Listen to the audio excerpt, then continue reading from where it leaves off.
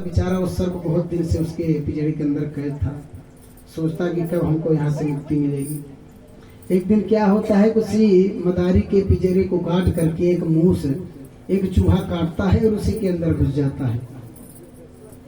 अब चूहा जब अंदर घुसा उस टोकरी के अंदर, तो देखता है कि हाँ तो सर्प बैठा है, तो बड़ा भयभीत हो जाता है।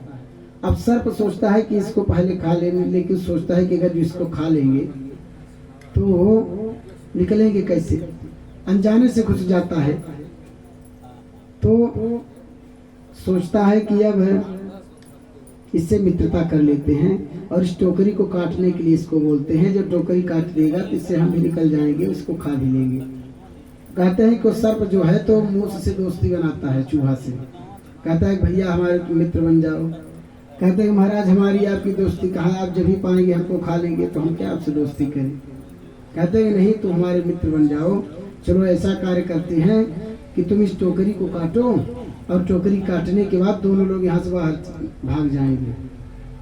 अब बेचारा मूस जो है तो विश्वास मान लेता है चूहा और टोकरी को काटता है। जैसे ही टोकरी कटती है तो सर्प उस मूस को पहले खा लेता है, इसके बाद वहां से बाहर निकल करके भाग जाता है।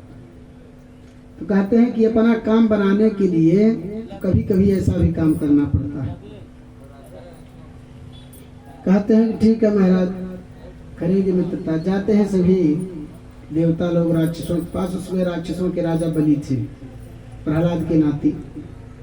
कहते हैं उनसे जब प्रार्थना करते हैं कि आप हमारे मित्र बन जाइए, और कहते हैं कि सब लोग मिल करके समुद्र का मंथन करते हैं और समुद्र मंथन से जो अमृत निकलेगा उसका पान करके सब लोग अमर हो जाएंगे। तो चाहे जितना लड़े भिड़े एक दूसरे को मारे काटे कोई मरेगा नहीं, जीवित रहेंगे कम से कम।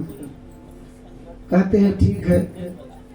दोनों में संधि हो जाती है और जा करके प्रभु पहले से ही सब उपाय बता दिए थे देवताओं को कि आप लोग संधि करने के बाद जाना और मंदरांचल पर्वत की मथानी बनाना, बांसुकी नगर नाग की रस्सी बनाना। सभी देवता दानव जाते हैं, मंदरांचल पर्वत को उखाड़ते हैं।